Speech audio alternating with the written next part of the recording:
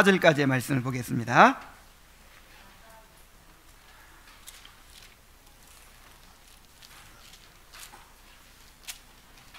자, 한 목소리로 읽겠습니다. 자, 시작. 그의 아들에 관하여 말하면 육신으로는 다윗의 혈통에서 나셨고 성결의 영으로는 죽은 자들 가운데서 부활하사 능력으로 하나님의 아들로 선포되셨으니 곧 우리 주 예수 그리스도시니라. 아멘. 그리스도는 우리의 구원을 위하여 선지자와 제사장과 왕의 삼중직을 행하십니다. 그런데 낮아지심에서와 높아지심에서 행하십니다. 다시 말하면 비하의 상태와 승귀의 상태에서 뭘 행하신다고요? 삼중직을, 선지자와 왕과 제사장의 직분을 행하십니다. 그래서 지난 몇 주간 동안 낮아지심의 상태에서 이제 행하신 일들을 살펴보았죠. 그의 낮아지심은 성육신과 지상의 생애와 고난과 십자가의 죽으심과 장사되심이었어요. 자, 그렇다면 그리스도의 높아지심은 무엇일까요? 51문에 나와 있어요. 우리 한번 읽어봅시다. 자, 시작. 그리스도의 높아지심은 무엇입니까? 답. 그리스도의 높아지심은 그리스도의 부활과 승천, 하나님의 오른편에 앉으심, 그리고 세상을 심판하기 위하여 다시 오시는 것입니다. 자, 그리스도의 높아지심이 뭐예요? 부활, 승천, 하나님 우편에 앉으심, 재림. 다시 부활, 승천, 하나님 우편에 앉으심, 재림. 이렇게 네 가지로 나누어 생각해 볼 수 있어요.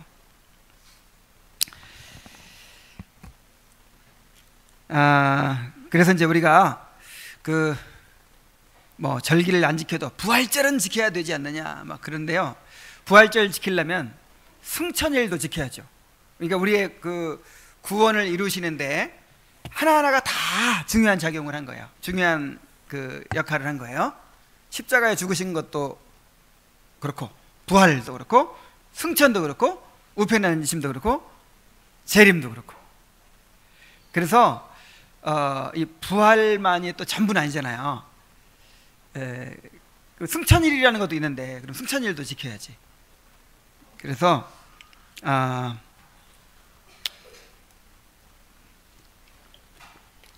우리는 모든 주일이 다 부활주일이라고 믿고 그렇게 지키는 것입니다.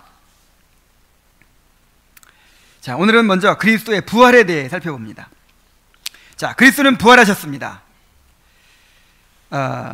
그리스도는 부활을 통해서 높아지셨습니다. 52문을 좀 길지만 또 함께 읽어보겠습니다. 자, 시작. 그리스도께서는 부활을 통해서 어떻게 높아지셨습니까? 답. 그리스도께서는 부활을 통해 다음과 같이 높아지셨습니다. 그리스도께서는 죽으셨으나 썩지 않으셨고, 이는 그리스도께서 사망에 매여 있을 수 없기 때문입니다. 고난 받으실 때의 몸과 본질적으로 같은 속성의 몸이, 그러나 이 몸은 죽음이 없고 이 세상에서 누구나 겪는 연약함이 없습니다. 그리스도의 영혼과 실제로 연합하여 셋째 날에 죽은 자 가운데서 자신의 능력으로 다시 살아나셨습니다. 이로 말미암아 그리스도께서는 자신을 하나님의 아들로 선포하셨고 하나님의 공의를 만족시키셨으며 죽음과 죽음의 권세 가진 자를 정복하셨고 산 자와 죽은 자의 주가 되셨습니다. 이 모든 일은 그리스도께서 교회의 머리로서, 교회의 대표로서 행하신 것인데, 곧 믿는 자들이 의롭다 하심을 받게 하고 그들을 은혜로 살리며 그들이 원수들과 대항하여 싸우도록 도우시고 마지막 날에 그들을 죽은 자 가운데서 다시 살리실 것을 그들에게 확신시키기 위해서 하셨습니다. 이거 너무 자세해요. 이 대의리 문답은. 이것만 읽어보면 그냥 다 나와 있어요. 예수님이 어떻게 부활하셨는지, 또 그 부활의 의미가 무엇인지, 그 부활이 우리에게 어떤 유익을 주는지 자세하게 이야기하고 있는데, 한 부분 한 부분 살펴보도록 하겠습니다. 자, 어떻게 부활하셨는지를 봅시다. 그리스도는 죽으셨으나 썩지 않으셨다 그랬죠. 썩지 않으셨다는 말이 무슨 말이냐면, 죽음을 당하셨지만 사망 권세 아래 계속 계시지 않았다, 그 뜻이에요. 썩지 않으셨다는 말이 무슨 말이라고요? 사망의 권세 아래 계속 계시지 않았다. 그래서 꼭 이게 무슨 부패하지 않았다, 그게 중요한 게 아니에요. 사망 권세에 계속 계시지 않았다 하는 것입니다. 사도행전 2장 24절에 하나님께서 그를 사망의 고통에서 풀어 살리셨으니 이는 그가 사망에 매여 있을 수 없었습니다. 그리스도는 사망에 매여 계실 수 없는 분이셨기 때문에 하나님이 그를 다시 살리셨다는 것이죠. 자, 왜 사망 권세에 계속 매여 있을 수가 없었을까요? 첫째는 하나님이시기 때문이에요. 자, 하나님이 어떻게 계속 죽음의 권세 아래 있을 수 있습니까? 인성을, 비록 몸을 입으셨지만, 인성을 입으셨지만 하나님의 몸이에요. 하나님이 인성을 취해서 입고 계신 거예요. 그래서 이제 인성도 영원합니다. 그리스도의 인성은, 그러니까 앞으로는 영원합니다. 그 인성이 창조될 시점이 있었지만 이제 신성과 연합했기 때문에 그리스도의 인성은 영원한 거예요. 우리는 그 그리스도와 연합해서 우리도 이제 영원히 살게 되겠죠. 또 한 가지 이유는 그리스도께서 죄값을 다 치르셨기 때문이에요. 그의 죽음으로 죄값이 다 치러졌기 때문에 부활하게 되신 것입니다. 자, 그리스도께서는 다시 살아나셨다고 하는데 어떤 몸으로 살아나셨을까요? 고난받으실 때의 몸과 본질적으로 같은 속성의 몸으로 부활하셨다 그랬어요. 그러니까 이 말은 무슨 말이냐면, 그리스도께서 부활하셨다고 할 때 그리스도의 몸이 없어져 버리고 새로운 몸으로 이렇게 창조됐다, 그 뜻이 아니고, 그리스도께서 생전에 가지셨던 그 몸이 죽으셨다가 부활하신 거예요. 그래서 사도행전 2장 24절에 보면은, 아니, 누가복음 24장 39절에 보면 내 손과 발을 보고 나인 줄 알라. 내 손과 발을 보고 나인 줄 알라. 또 나를 만져보라. 영은 살과 뼈가 없을 때 너희 보는 바와 같이 나는 있느니라. 그러면서 손의 못자국을 보여주시고 옆구리의 창자국을 보여주셨어요. 그러니까 그 몸이 예수님이 원래 가지셨던 그 몸이라는 것을 이제 입증하는 것이죠. 입증하려고 하시는 것이죠. 그러나 이 몸은 죽음이 없고 이 세상에서 누구나 겪는 연약함이 없다 그랬어요. 그러니까 원래 가지셨던 몸이 다시 죽지 않을 몸으로 부활하게 되신 것이죠. 로마서 6장 9절에 보면은 이는 그리스도께서 죽은 자 가운데서 살아나셨음에 다시 죽지 아니하시고 사망이 다시 그를 주장하지 못할 줄을 알미로다 그랬습니다. 자, 그리스도께서는 원래 가지셨던 그 몸으로 부활하셨지만 이제 죽을 수 없는 영화된 몸으로 부활하신 것입니다. 영화된 몸. 그래서 그리스도의 부활하신 몸은 우리가 부활할 때 어떤 몸을 입게 될 것인지를 보여줘요. 우리의 부활도 그리스도의 부활과 같을 것입니다. 우리의 몸이 없어져 버리고 새로 창조되는 것이 아니에요. 우리의 몸 그대로 부활할 것입니다. 그러나 부활할 때는 영화된 몸으로 부활하는 거예요. 영화. 우리의 성화가, 육체도 성화가 되는 거예요. 그래서 성화가 되는데 영혼의 성화는 죽을 때 완성되는 것이고 육체의 성화는 이제 부활할 때 완성되는 것이죠. 그 성화의 완성을 뭐라고 그래요? 영화라고 하죠. 영화. 그래서 우리 몸이 다시 부활하게 되겠지만 그 부활의 몸은 지금의 몸과 전혀 다른 몸이 될 것입니다. 고린도전서 15장 42절로 44절에 보면은 죽은 자의 부활도 그와 같으니 썩을 것으로 심고 썩지 아니할 것으로 다시 살며 욕된 것으로 심고 영광스러운 것으로 다시 살아나며 약한 것으로 심고 강한 것으로 다시 살아나며 육의 몸으로 심고 신령한 몸으로 다시 살아나니 육의 몸이 있은즉 영의 몸도 있느니라 그랬어요. 그러니까 이렇게 비교하고 있는 거예요. 지금 우리 몸은 썩을 것이에요. 썩을 것. 옛날 우리 어른들이 욕할 때 뭐라 그래요? 이 썩을 그렇게 욕하죠. 아주 성경적인 욕입니다. 다 썩을 거예요. 여러분 다 썩을 거예요. 다 썩어. 그러니까 어디서 성경을 봤는지 이 썩을 이렇게 우리에게 가르쳐 주는 거예요. 어차피 우리는 썩습니다. 그런데 부활하고 나면 썩어요, 안 썩어요? 썩지 않을 몸으로 부활해요. 그리고 지금 우리의 몸은 욕된 몸입니다. 욕된 몸. 좀 수치스러운 몸이라는 거예요. 여러분의 몸 전체를 다 보여줄 수 있어요, 없어요? 못 보여줘요. 그냥 부끄러운 부분이 너무 많아요. 그러니까 뭐 설명이 필요 없이 참 우리 몸은요 정말 이 욕된 몸이에요. 욕된 몸. 남한테 보여줄 수 없는 몸. 그런데 다시 부활할 때는 영광스러운 몸으로 부활해요. 지금은 약한 몸이에요. 너무 약하죠. 아이고, 그 조금 움직였다고 그냥 피곤해가지고 들어놓고 그냥 모기 한 방만 물려도 그냥 그렇게 벌벌 떨고. 아이고, 너무 약해요. 약한 몸이에요 지금은. 근데 나중에 부활할 때는 강한 몸, 그냥 튼튼한 몸으로 부활해요. 그 다음에 절대 병도 안 걸리고 절대 지치지도 않고 피곤하지도 않는 몸으로 부활합니다. 지금은 육의 몸인데 그때는 무슨 몸? 신령한 몸이에요. 그래서 이건 이제 저의 의견입니다. 이거를 100% 안 받아들이셔도 돼요. 나는 그 예수님이 그 자기 몸을 제자들에게 보여주셨잖아요. 나는 그게 어느 정도 제자들의 수준에 맞춰서 보여주셨다고 생각해요. 못자국, 창자국. 여러분 병 들었던 자국 다 나중에 부활할 때 있을까요? 뭐 수술했던 자국. 수술했던 자국 보니까 내 아들이야. 뭐 이렇게 알게 될까요? 나는 정말 우리가 상상할 수 없을 정도로 그렇게 완전하고 아름다운 몸이 될 것이라고 생각을 해요.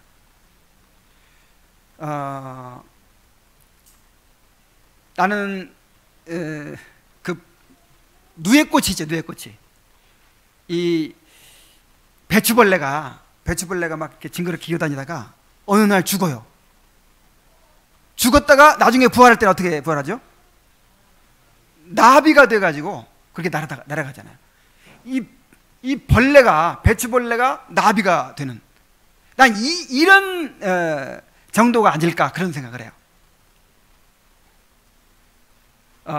물론 알아보긴 할 거예요. 이제 우리 몸이 부활하기 때문에 그 이영님 자매구나 뭐 이렇게 근데 이렇게 이렇게 튼튼하고 이렇게 아름답고 이렇게 놀라겠죠.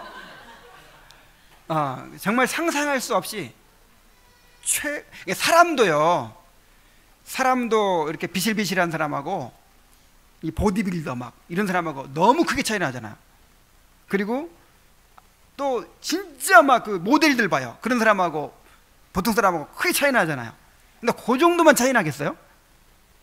정말 나는 배추벌레와 나비 정도 차이가 나지 않을까.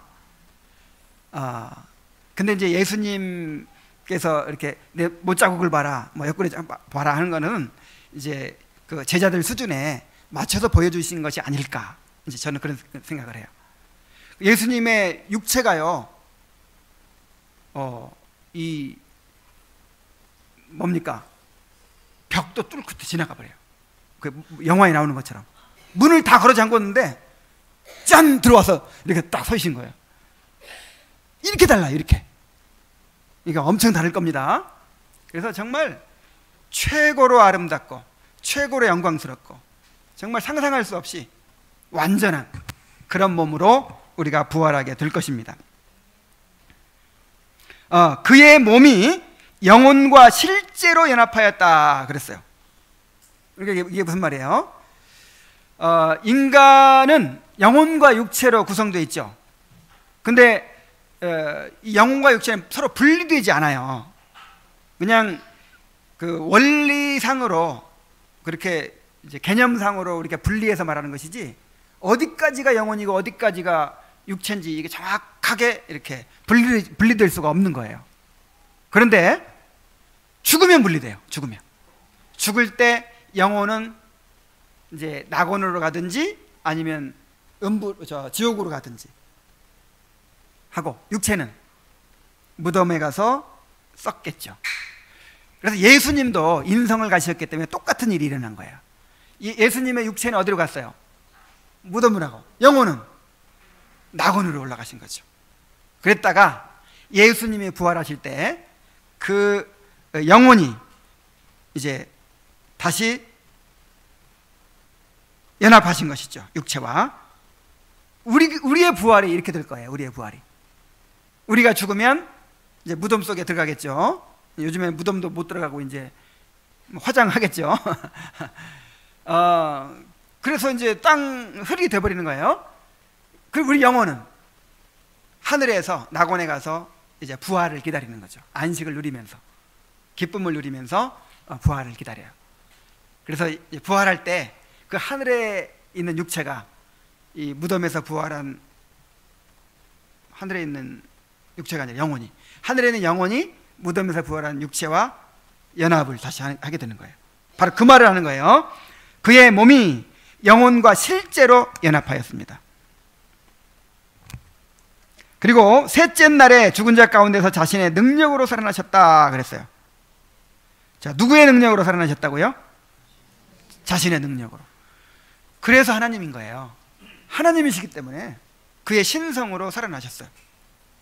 그런데 성경은 또 다른 데서는 뭐라고 그러냐면 성부 하나님이 부활케 하셨다, 또 성령께서 부활케 하셨다, 이런 표현들이 있어요. 사도행전 2장 24절에 보면은 하나님께서 사망의 고통을 풀어 살리셨으니, 자, 여기서 하나님은 이제 성부 하나님을 가리키겠죠. 성부 하나님께서 사망의 고통을 풀어 살리셨다. 이는 그가 사망에 매여 있을 수 없습니다 그랬고, 로마서 8장 11절에 보면은 예수를 죽은 자 가운데서 살리신 이의 영이 너희 안에 거하시면 그리스도 예수를 죽은 자 가운데서 살리신 이가 너희 안에 거하시는 그의 영으로 말미암아 너희 죽을 몸도 살리시리라. 자, 예수를 죽은 자 가운데 살리신 이가 누구냐면 이제 하나님이죠. 그 다음에 살리신 이의 영은 성령이죠. 그래서 하나님이 성령을 통해서 그리스도를 부활케 하셨다. 그래서 여기서 우리가 무엇을 알 수 있어요? 예수님의 부활에도 삼위 하나님이 함께 역사하셨다.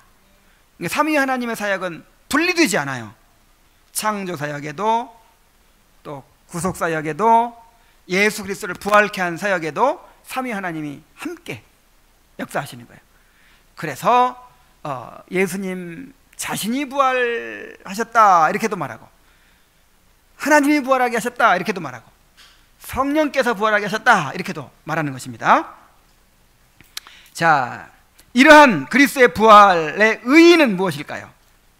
부활에는 어떤 의미가 있을까요? 첫째로, 이로 말미암아, 그리스도의 부활로 말미암아 그리스도께서는 자신을 하나님의 아들로 선포하셨다 그랬어요. 자, 로마서 1장 4절 우리가 읽은 본문에 성결의 영으로는 죽은 자들 가운데서 부활하사 능력으로 하나님의 아들로 선포되셨다 그랬죠.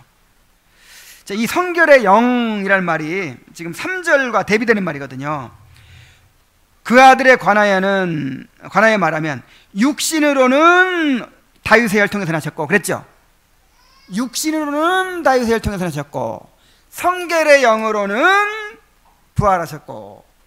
그러니까 지금 뭐하고 대비되고 있어요? 성결의 영이 육신. 여기서 말하는 육신은 인성을 말하는 거예요. 인성으로 하면 다윗의 혈통에서 나신 분이고, 그럼 인성에 대비되는 말이 무슨 말이에요? 성결의 영인데 인성 반대가 뭐예요? 신성이죠. 그래서 성결의 영은 신성을 가리키는 거예요. 성결의 영 하면 거룩한 영, 그런 뜻이거든요. 성부도 거룩한 영이시고 성령도 거룩한 영이시고, 하나님은 영이시니 그랬잖아요. 하나님은 영이시니. 그래서 성부도 거룩한 영이시고 성령도 거룩한 영이시고 또 그리스도도 거룩한 영이십니다. 성자도 거룩한 영이십니다. 그래서 그 인성으로 하면 다윗의 후손이지만 이 신성으로 하면 부활하심으로 하나님의 아들로 선포되셨다 하는 것입니다. 주님은 부활하기 전에도 하나님이셨죠. 그런데 그때는 인성을 이제 입고 계셔서 인성 속에 신성이 감추어 있었어요. 그래서 알아보는 사람만 알아보지 인정하지 않는 사람들 많죠. 예수님이 하나님이시라는 것을. 그런데 예수님께서 죽음에서 부활하심으로 내가 말했던 대로 나는 하나님이다 라는 사실을 이제 선포하셨다는 거예요. 부활 자체가 예수님이 하나님이시라는 메시지예요.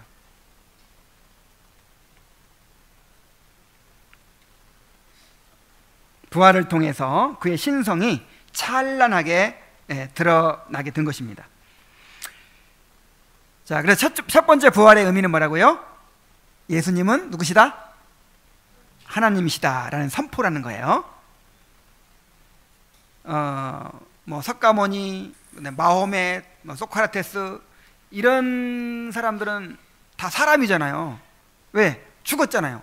무덤이 있잖아요. 근데 예수님은 그런 사람들과 이렇게 동렬로 얘기해서는 안 돼요. 4대 성인 뭐 이래서는 안 된단 말이에요. 예수님은 부활로 자신이 하나님이심을 선포하신 분이에요. 그 다음에 두 번째 의미는 뭐냐면 하나님의 공의를 만족시키셨으며 그랬어요. 이 죄에 대한, 인간의 죄에 대한 하나님의 공의의 요구가 무엇입니까? 형벌이죠. 형벌을 받으라는 거예요. 죄에 대한 형벌을 받으라는 거예요. 죄에 대한 형벌이 뭐예요? 죽음이에요. 그냥 육체적인 죽음만이 아니라 영원한 지옥의 형벌이에요. 이걸 받아야 이제 하나님의 공의가 만족되는 것이죠. 그런데 그리스도께서 우리 대신 죽으심으로 하나님의 공의를 만족시키셨어요.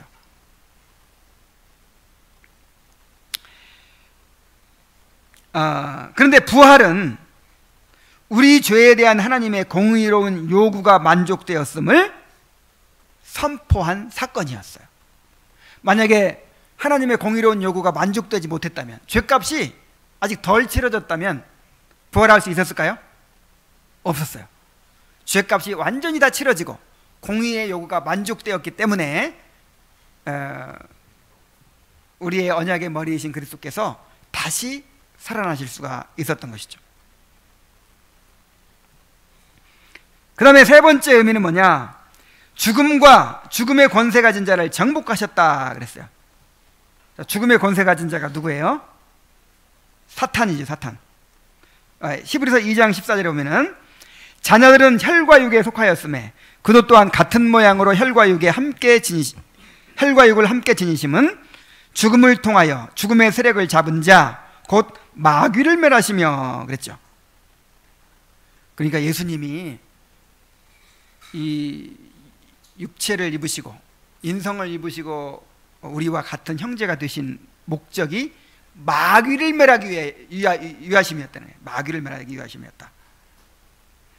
자, 마귀의 권세는 죄의 권세요, 사망의 권세입니다.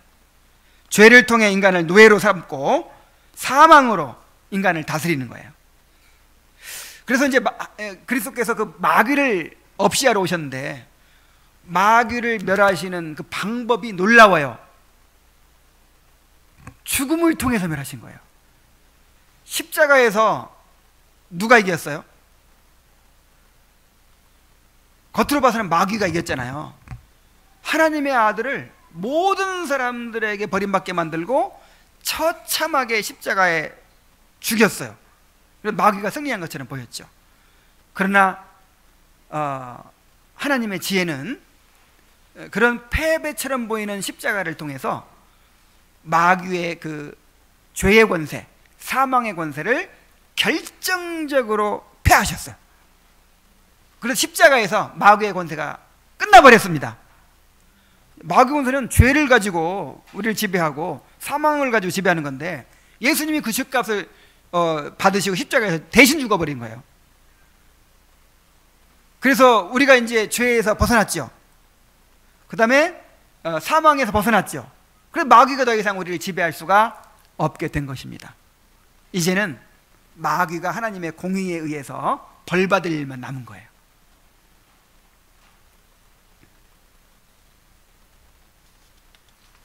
그래서 십자가는 승리의 상징입니다. 십자가로 승리하셨어요.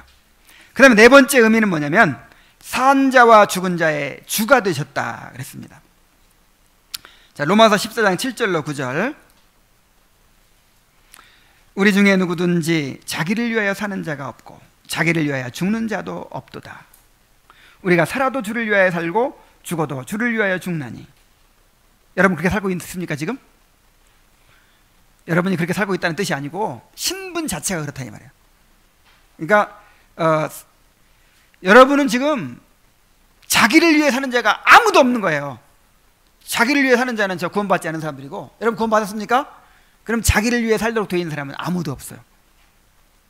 다 자기에 대해 죽은 거예요. 자기에 대해 죽었어요. 그리고 누구를 위해 사는 사람 됐어요?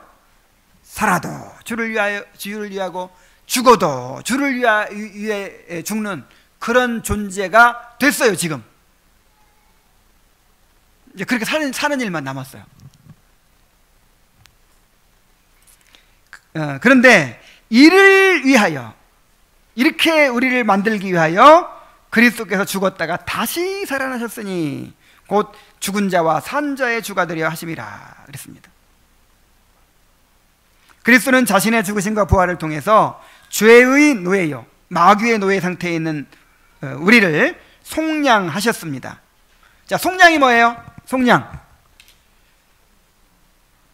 노예로 잡혀서 이렇게 고난당하고 있는 사람을 구해주는 거예요. 어떻게? 노예 값을 치르고 노예를 사서 이제 자유롭게 해주는 거죠. 우리가 원래 하나님을 위하여 살도록, 살아도 하나님을 위하여 살고 죽어도 하나님을 위하여 사는, 하나님의 영광을 위하여 살아가는 존재로 지음받았는데 죄를 범하고 마귀의 노예가 되어버린 거예요. 찾아올라니까 뭐가 필요해요? 몸값이 필요해요. 몸값. 그 몸값이 뭐예요? 죄의 싹은 사망이라. 그냥 의인의 죽음 정도로 안 되고 하나님의 아들이 죽어야만 사올 수 있는 그런 값이에요. 엄청난 죄값을 지금 갚지 못해가지고 인질로 잡혀 있는 거예요. 그래서 그리스도께서 오셔서 하나님의 아들이 자기 몸으로 그 값을 치르시고 우리를 사셨습니다. 사셔서 이제 처음 창조 목적대로 살아도 주를 위하여 살고 죽어도 주를 위하여 사는 사람으로 다시 만들어 주셨습니다. 자, 이것이 이제 부활의 또 중요한 의미란 말이죠. 그래서 구체적으로 그리스도의 부활로 우리가 누리게 되는 유익을 또 말하고 있습니다. 자, 이 모든 일은 그리스도께서 교회의 머리로서 교회의 대표로 행한 것인데 그랬어요. 자, 이게 정말 중요합니다.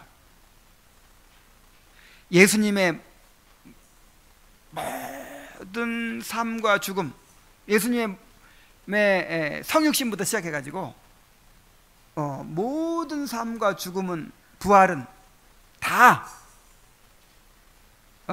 예수님 혼자를 위해서 행한 것이 아니고 교회의 머리로서, 교회의 대표로서 행하신 것입니다.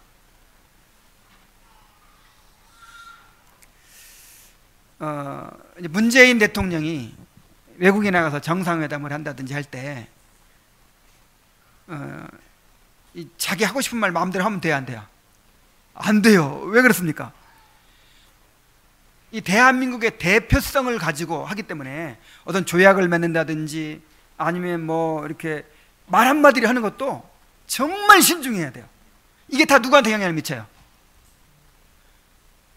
우리 대한민국 전체에 영향을 미친단 말이에요.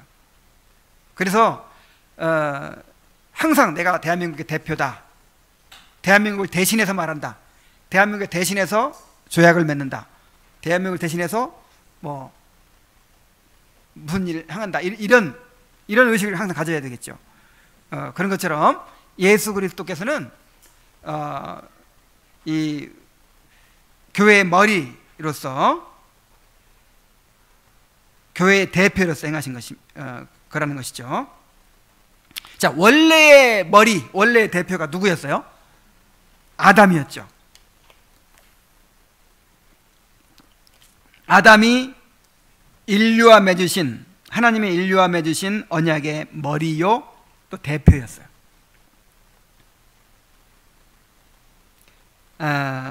그런데 아담이 언약을 어기고 범죄함으로 모든 사람이 죄인 되고 사망에 이르게 된 것입니다.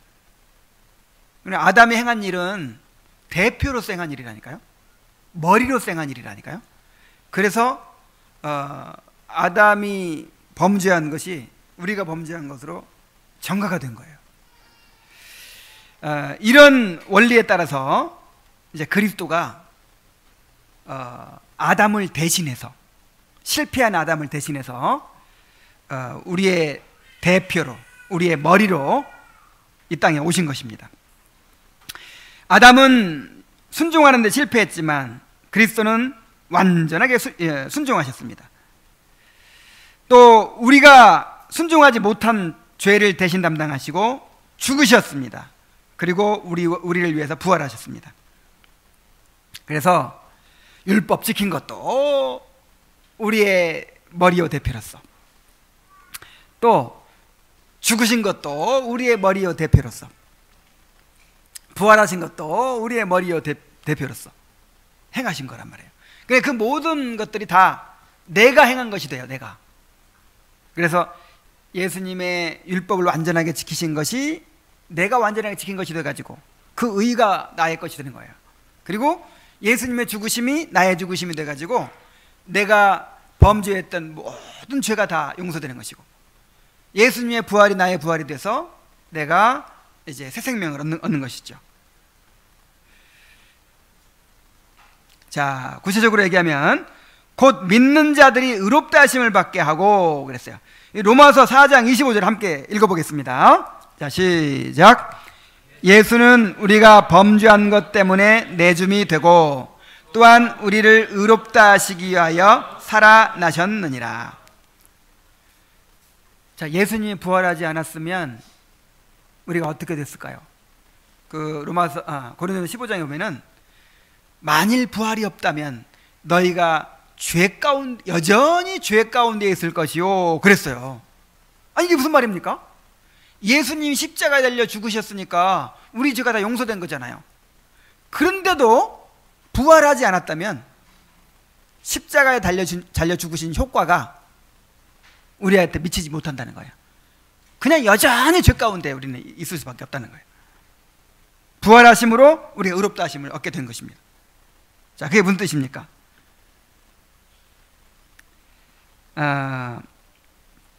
그리스도의 부활은 우리 죄를 대속하시는 그의 사역이 완성되었으며 우리의 죄책이 없어졌음을 의미합니다. 하나님이 그를 인정하여 살리신 것은 바로 우리를 인정하시는 선언입니다. 왜요? 우리는 그와 연합된 자들이기 때문입니다. 그래서 그리스도께서 부활하지 못했으면 우리도 그냥 부활하지 못하고 그냥 저 가운데 죽는 거예요. 우리 대표니까. 근데 그리스도께서 부활하셨기 때문에 우리가 그리스도 안에서 이제 의롭다함 받고 부활할 수 있는 것이죠. 그래서 예수는 우리가 범죄한 것 때문에 내줌이 되고 우리를 의롭다 하시기 위해 살아나셨다. 이 말씀의 의미를 잘 이해하시기 바랍니다. 그 다음에 그들을 은혜로 살리며 그랬어요. 자, 예수님의 부활은 우리를 은혜로 어떻게 하는 것이 된다? 살리는 것이 된다. 다시 말하면 우리를 부활시키는 것이 된다. 에베소 2장 1절을 보면 한번 같이 읽어봅시다. 시작. 그는 허물과 죄로 죽었던 너희를 살리셨도다. 허물로 죽은 우리를 그리스도와 함께 살리셨고 너희는 은혜로 구원을 받은 것이라. 자, 허물과 죄로 죽었던 우리를 살리셨는데 어떤 방법으로 살리셨느냐? 우리를 그리스도와 함께 살리셨다 그랬어요. 자, 어떻게 살리셨다? 함께 살리셨다. 그러니까 우리를 구원하시는 하나님의 방법은 그리스도예요. 우리를 구원하시는 하나님의 길은 그리스도예요. 우리를 그리스도와 연합시켜서 그리스도와 함께 죽고 살게 만들어버리는 거예요.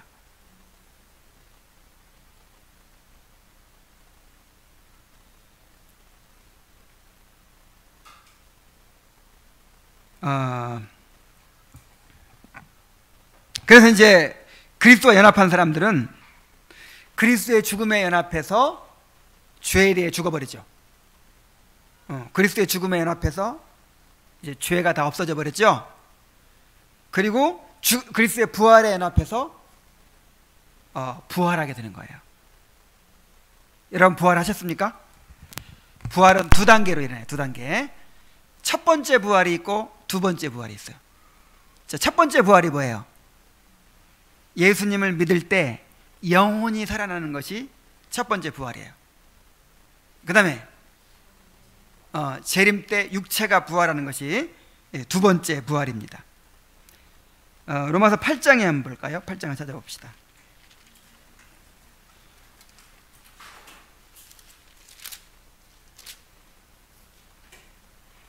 음, 8장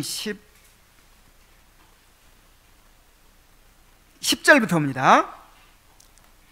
또 그리스도께서 너희 안에 계시면, 이제 그리스도와 연합하게 되면 몸은 죄로 인하여 죄로 말미암아 죽은 것이나 영은 의로 말미암아 살아있는 것이니라. 일단 뭐가 살아요? 영이 살아요. 영. 우리의 영혼이 살아요. 그 다음에 11절에 예수를 죽은 자 가운데 살리신 영이 너희 안에 거하시면 그리스도 예수를 죽은 자 가운데 살리신 이가 너희 안에 거하시는 그의 영으로 말미암아 너희 뭐도? 죽을 몸도 살리시리라. 자, 여러분 안에 지금 예수님이 들어오셨죠? 그럼 뭐가 지금 살아났어요? 영이 살아났어요. 육은 지금 죽은 상태야. 아직 구원받지 못한 상태야. 우리 육체는 구원받지 못했어요. 그래서 맨날 빌빌 하잖아요. 이렇게. 그런데 이제 나중에 예수를 죽은 자 가운데 살리신 이의 영이 우리 안에 거하시기 때문에 우리의 죽을 몸도 어떻게 하시리라? 살리시리라. 그래서 우리 육체의 부활이 남아 있습니다. 육체의 부활이 소망을 가져야 돼요. 자, 그 다음에 그들이 원수들과 대항하여 싸우도록 도우시고 그랬죠. 고린도전서 15장 25절로 26절에 보면은 그가 모든 원수를 그 발 아래 둘 때까지 반드시 왕노릇 하시리니 맨 나중에 멸망받을 원수는 사망이니라. 그래서 그가 모든 원수를 발 아래 둘 때까지는 이제 완전한 승리, 죄를 멸하고 마귀 권세를 완전히 다 없애버리고 완전한 하나님의 나라를 이룰 때를 말해요. 그때까지 주님께서 뭐 노릇하신다? 왕 노릇하신다. 통치하신다 이 말이에요. 그러니까 지금 완전 승리를 향하여 이 하나님의 나라가 완전히 이루어지고 우리의 구원이 완성되는 그 목적을 향하여 주님께서 지금 왕노릇하고 계세요. 통치하고 계세요. 주님이 뭐 노릇해요? 왕노릇. 하늘과 땅의 모든 권세를 가지시고 또 교회의 머리로서 하늘과 땅의 모든 권세를 가지시고 세상을 다스리시고 교회의 머리로서 교회를 다스리시면서 계속해서 우리의 구원을 이루어 가시고 또 우리가 죄와 싸우도록 도우시고 마귀의 권세와 싸우도록 도와주고 계신다 이 말이에요.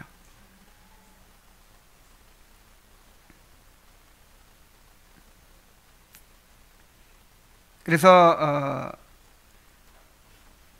이제 마지막으로 한 가지가 남았는데 뭐냐면 마지막 날에 그들을 죽은 자 가운데서 살리실 것을 그들에게 확신시키기 위해서 하셨습니다. 자, 예수님의 부활은요 우리의 부활의 보증이 됩니다.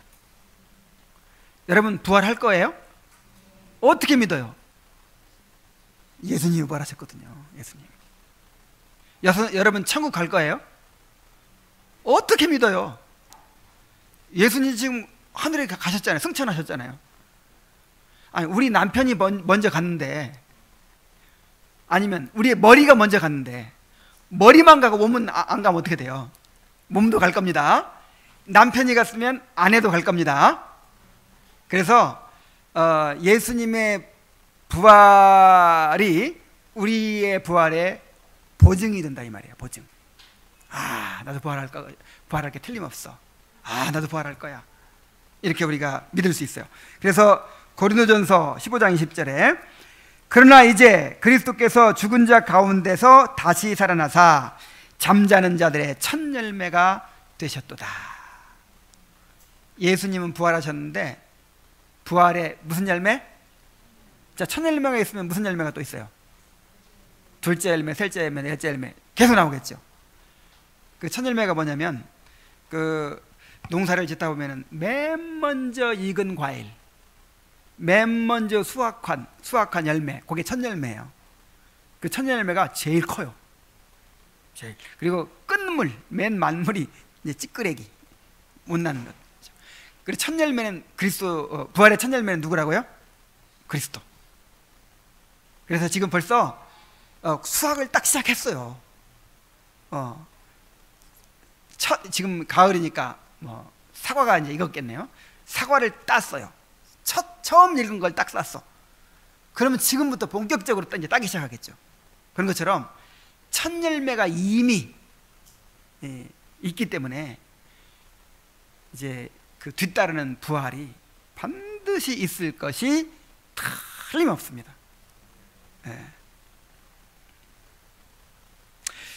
그 초대교회 때 사도들이 복음 전할 때 주로 어떤 말을 했을까요?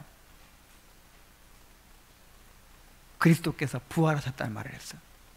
그리스도의 부활. 왜 그랬을까요?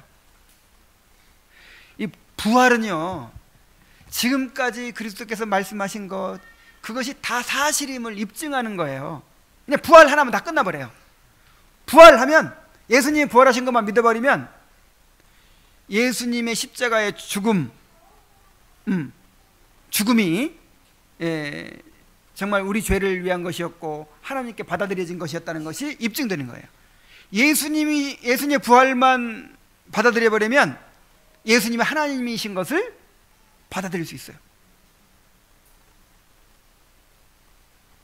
그리스도의 부활은 우리의 죄가 완전히 없어지고 우리가 의롭다 하심을 받았다는 사실을 증거하고 마귀의 권세가 정복되었다는 사실을 증거하고 그리스도가 왕으로서 다스리신다는 증거하고 우리가 부활하게 될 것을 보증합니다. 그리스도의 부활은 그리스도 혼자만의 일이 아니에요. 나의 일이에요. 내 남편이 집을 샀어. 그러면 누구의 일이에요? 내 일이에요. 그리스도가 죽음을 이겨 부활한 것이 나의 일이란 말이에요. 그리스도의 부활을 깊이 묵상하면서 우리의 믿음과 소망을 더욱 굳게 하게 되기를 바랍니다.